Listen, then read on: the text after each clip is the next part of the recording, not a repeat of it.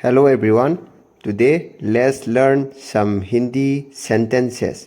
Khurumjari ngasi Hindi ki sentence khara muk yengminasi. Let's see in the Hindi part. Number 1. Tum jao. Tum jao. English you go. You go. Manipuri nang chatlu. Nang chatlu. Number 2. Or up. Or up. English and you. And you. Manipuri amasung adongidi. Amasung adongidi. Number 3. Usse puso. Usse puso. English ask him. Ask him. Manipuri mangonda hangu. Mangonda hangu. Number 4. San raho. San raho. English be calm. Be calm. Manipuri tap thau. Tap thau. Number 5. Koi sak nahi. Koi sak nahi. English no duff. No duff. Manipuri chingnaba laite. Chingnaba laite. Number 6. Lekin kyong. Lekin kyong. English but why. But why. Manipuri adubu karigino. Adubu karigino. Number 7. मुझे phone करो. मुझे phone करो. English call me. Call me. Manipuri aibu kaura'u. Aibu kaura'u. Number 8. अंदर आओ. अंदर आओ. English come in. Come in. Manipuri manungda la'u. Manungda la'u. Number 9. Ise pakaye. Ise pakaye. English cook it. Cook it. Manipuri masi thongu. Masi thongu. Number 10. Aram karo. Aram karo. English take rest. Take rest. Manipuri potharo. Potharo. Number 11. Pehele ye karo. Pehele ye karo. English do it first. Do it first. Manipuri masi hana tau. Masi hana tau. Number 12. Girado ise. Girado ise. English drop it. Drop it. Manipuri masi makada thadau. Masi makada thadau. Number 13. Pakka. Pakka. English for sure. For sure. Manipuri soiroi. Soiroi. Number 14. आपके लिए. आपके लिए. English for you. For you. Manipuri adonggidamak. Adonggidamak or nanggidamak.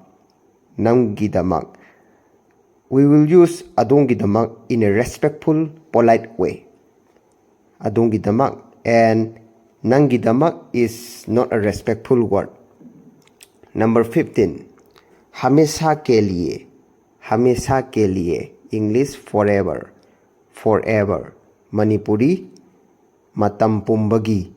Matam pumbagi or punsigi. Punsigi. Houzik maitelonda mo artha se handoksarage. Hindi gi mapade yengbiro. Ahanbada hairi se tum jao. Tum jao. English dana you go. You go. Manipuri dana nang chatlu. Nang chatlu. Anisubagi sina or up. Or up. English dana and you. And you. Manipuri dana amasung adonggidi.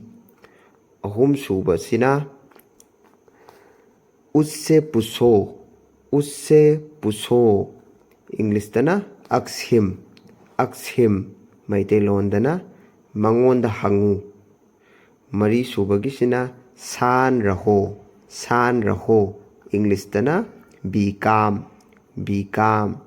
Manipuri maitelon dana tap thau. Manga subagi sina koi sak nahi. Koi sak nahi. English dana no duff. No duff. Manipuri dana chingnaba laite. Number अखोई तरुक सूब से लासी को लेकिन क्यों लेकिन क्यों English but why मैतेलोंदना अदुबु करीगिनो Taret सुबसिना मुझे phone करो इंग्लिश कॉल मी मैतेलोंदना अइबु कौरऊ निपान सुबगिसिना अंदर आओ इंग्लिश कम इन मैतेलोंदना मनुंगदा लाऊ मापन सुबगिसिना इसे पकाए इंग्लिश कुक इट मैतेलोंदना मसी थोंगू तरा सुबगिसिना आराम करो इंग्लिश टेक रेस्ट मणिपुरी पोथारो तरा माथोई सुबसिना पहले ये करो English do it first Manipuri मसी हाना तौ ट्राइथोई सुबगिसिना गिरादो इसे